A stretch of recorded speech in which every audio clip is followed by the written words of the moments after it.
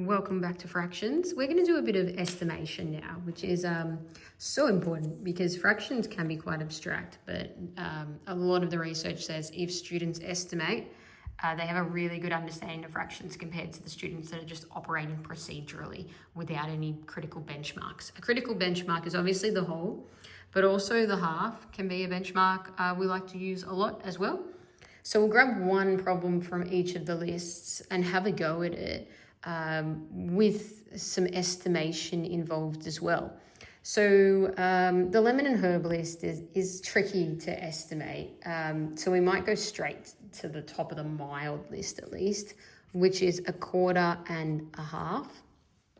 So I like to get students to estimate even before they grab their fraction wall pieces. So looking at this, you might go, well, the half's nice. So it's going to be more than 1/2, less than 1/2, because I know that it's going to be more than 1/2 because we already have 1/2. But it's definitely going to be less than 1/2 because we would need a whole nother half or another half to make the whole thing, but we don't have that. We only have 1/4 extra. So it's going to be less than 1. And that's, I guess, an estimate that we encourage where you're not necessarily estimating a particular fraction as the answer, you're just estimating a range, or it's going to be more than this, less than that type of thing. And then when you grab it out, we're not talking about solving right now, just estimating. But you can see it matches the estimate in that it's more than 1/2 and less than 1/2. And then to solve it, just very quickly, you would convert the half to 2/4, and you can see it's 3/4. So that's one from the mild list. We might go one right from the bottom of the mild list as well, which is 6/8 take away 2/4. Always good, again, to estimate before you get the fraction wall pieces involved to try to challenge your mind. So 6/8 is, it's not, really, really close to a whole, but it is on the higher side.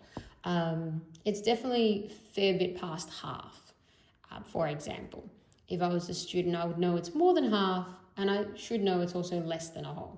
So I'm somewhere in the mid-range, of 1/2 and 1/2, and we know it's 3/4 as adults, but we're in that range, right? And then we're taking away 1/2. So if we're somewhere above 1/2 and we're not at a whole with our starting number, and we're taking away 1/2, we might think, well, my answer is going to be less than 1/2 because I'm not even at a whole and I'm taking away a whole half. So I'm expecting my answer to be less than 1/2, but maybe like more than 1/8, because I might know that even if I take away half from this, it's not going to be, at 0 or 1 of the eighths.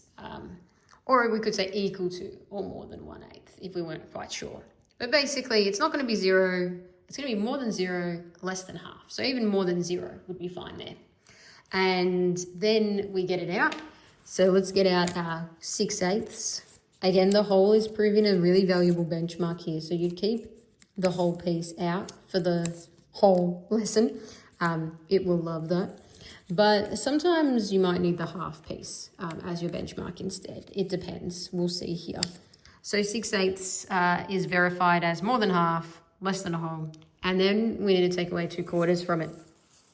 So if we take away 2/4 from it, and they sort of cover that up, essentially we're left with 2/8 left as our solving, but it looks like 1/4 as well. It looks like 1/4 is left, essentially. And what we could do, I know in most cases, they just go, times that by 2, and that becomes 4/8.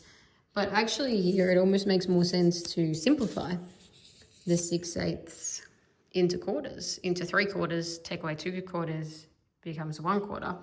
And that's what this did here. It pretty much simplified it for you. And when you laid over the 2/4 to take away the 4/8, it left you with 2/8 or 1/4 remaining. So it's quite a good solving mechanism, the fraction wall, not just estimation. But it accords with our estimate. There is less than half left, because if that's the half, it's less than half.